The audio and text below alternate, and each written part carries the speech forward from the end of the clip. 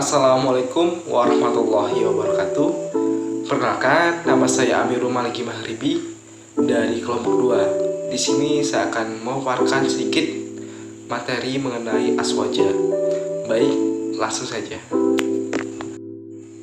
Ahli sunnah wal jamaah adalah landasan yang dipegang oleh Islam, salah satunya adalah NU, Nahdlatul Ulama. Banyak orang beranggapan aswaja tapi tidak sama pemikirannya yang berdasarkan aswajanya NU. Aswajanya NU ialah berdasarkan fikrah dan harkah. Ia orang-orang yang berdasarkan NU, di mana fikrah adalah pemikiran atau ideologi dan harkah adalah gerakannya. Seorang aswaja harus mengikuti Nabi dan sahabat-sahabatnya. Jika ada suatu permasalahan, harus berdasarkan ketiga poin. Yang pertama, tidak dilihat dari amaliyahnya, fikrah atau pemikirannya, dan harkah dan gerakannya. Baik, kita masuk ke materi kedua. Peta gerakan Islam di Indonesia diawali dari pedagang-pedagang Cina, sehingga Islam bersaing dalam bentuk dagang dengan Cina. Setelah itu membentuk sebuah organisasi Islam dengan sebutan organisasi dagang. Tetapi tidak hanya mengarah ke dagang saja, dan ada pula sebagian bentuk yang ada pada Islam, ialah warisan Belanda yang saat ini masih digunakan NU sendiri. Adalah sebutan organisasinya organisasi masyarakat dengan sebutan Ormas. Selain NU adalah partai contohnya seperti Golkar. Baiklah, untuk selanjutnya yaitu materi tentang analisis sosial. Jadi apa sih analisis sosial itu? Analisis sosial merupakan sebuah metode untuk membaca gambaran situasi atau permasalahan yang ada di sekitar kita. Analisis sosial juga dapat didefinisikan sebagai suatu cara atau metode untuk mencari fakta tentang permasalahan yang ada di sekitar kita. Analisis sosial dirancang untuk memecahkan suatu masalah. Adapun manfaat dari analisis sosial adalah sebagai berikut. Yang pertama, kita dapat mengerti apa saja masalah yang dialami oleh masyarakat. Yang kedua, faktor apa saja yang mempengaruhi masalah tersebut bisa terjadi. Yang ketiga, dengan analisis sosial kita juga dapat memecahkan masalah tersebut. Untuk itu, sekian pemaparan atau penjelasan materi dari saya. Kurang dan lebihnya saya mohon maaf. Untuk selanjutnya akan disampaikan oleh rekan saya. Terima kasih. Assalamualaikum warahmatullahi wabarakatuh. Saya Rahimatul Fitrina akan menjelaskan tentang strategi pengembangan PMI. Jadi, strategi pengembangan PMI adalah strategi yang digunakan untuk mengembangkan PMI agar lebih maju ke depannya. Jadi, di dalam strategi kita dapat menggunakan metode BCL atau building atau membangun, learning atau mendengar, dan berkomitmen. Jadi di dalam strategi kita juga harus membangun, mendengar, dan berkomitmen dalam memajukan PMI. Di dalam strategi ini kita dapat menggunakan dua strategi. Yang pertama strategi komunal, yang mana strategi ini dijalankan bersama untuk mencapai tujuan bersama. Yang kedua yaitu strategi personal, yang mana strategi ini dilaksanakan oleh per orang. Jadi strategi ini dia menggunakan strategi itu untuk dijalankan sendirian. Selanjutnya, di dalam strategi pengembangan PMI kita juga bisa menggunakan analisis SWOT, yang mana analisis ini dapat berguna untuk mengembangkan PMI ke depannya. Di dalam strategi ini kita harus memperhatikan apa sih kekuatan dari PMI, apa sih kelemahannya, apa peluang dan apa ancaman dari strategi yang kita gunakan untuk mengembangkan PMI tersebut. Assalamualaikum warahmatullahi wabarakatuh. Saya Galih Ferdi Halim dari kelompok 2 ingin menjelaskan sedikit tentang paradigma PMI. Paradigma yaitu adalah suatu cara pandang atau rumusan. Paradigma tersebut dapat berubah seiring ruang dan waktu. Contoh paradigma PMI. Paradigma PMI pada zaman era reformasi yaitu arus balik masyarakat pinggiran.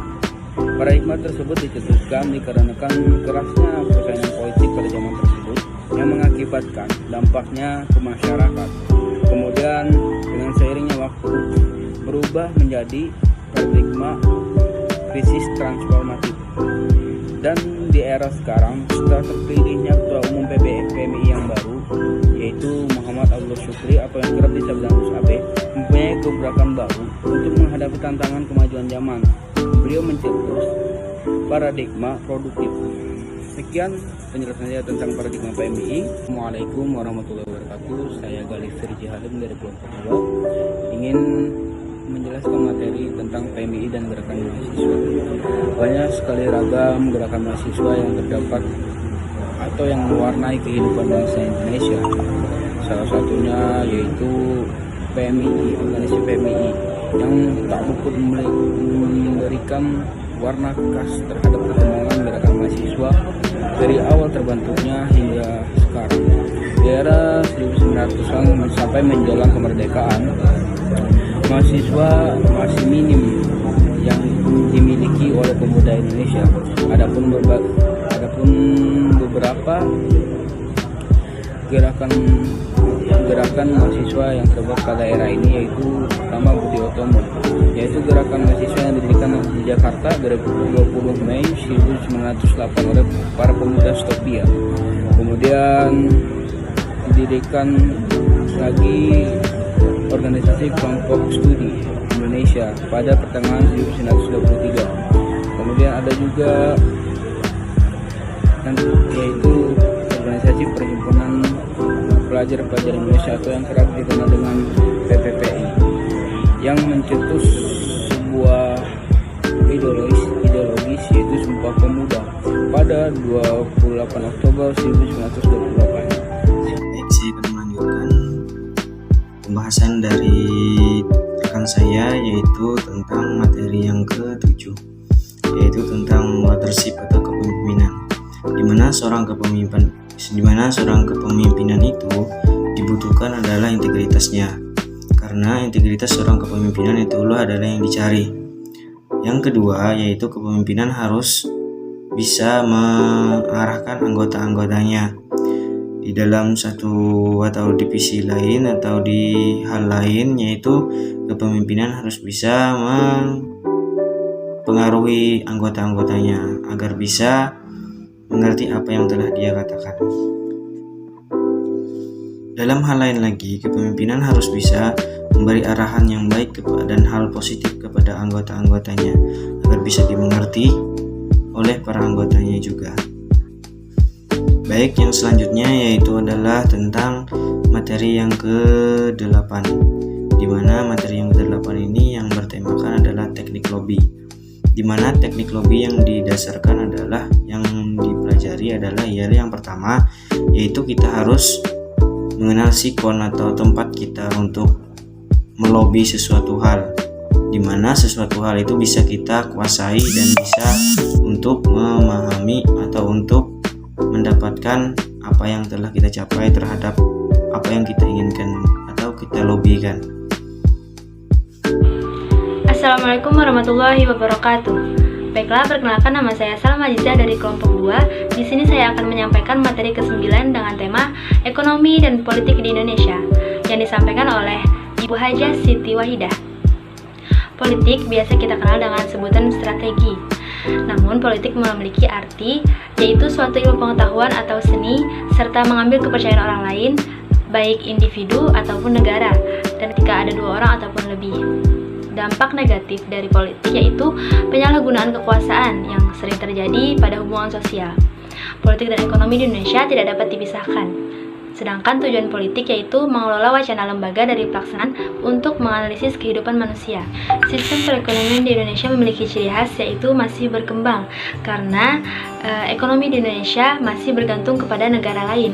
Contohnya Indonesia masih sering membeli barang impor dari luar negeri. Baiklah, selanjutnya yaitu materi ke-10 yang disampaikan oleh Bapak Ahmad Syarif dengan tema Analisis Wacana dan Manajemen Program. Contoh kasus analisis SWOT yang sering terjadi pada internal PMII yaitu tidak banyaknya alumni yang mau membesarkan nama PMII. Solusi yang bisa kita lakukan yaitu dengan meningkatkan kemandirian, meningkatkan daya jual, dan memperbanyak relasi. Peluang atau opportunity yang bisa dilakukan adalah dengan cara mendatangi alumni-alumni PMII yang ada. Sedangkan weakness atau kelemahan yang didapatkan adalah kita tidak memiliki data alumni yang lengkap dan akurat. Treatment atau hal yang bisa dilakukan agar memunculkan kembali kegiatan PMII di halayak ramai. Manajemen program dibagi menjadi 5 tingkatan, yaitu yang pertama, merencanakan program jangka pendek dan menengah. Yang kedua, planning organization atau pengorganisasian dengan cara membentuk struktur organisasi. Yang ketiga, pelaksanaan, yaitu memilih waktu yang jangan bertabrakan dengan kegiatan apapun. Yang keempat, controlling, yaitu mengontrol kegiatan yang berjalan. Dan yang terakhir yaitu motivasi. Sekian dari saya. Wallahul muwaffiq aqwamit thoriq. Assalamualaikum warahmatullahi wabarakatuh.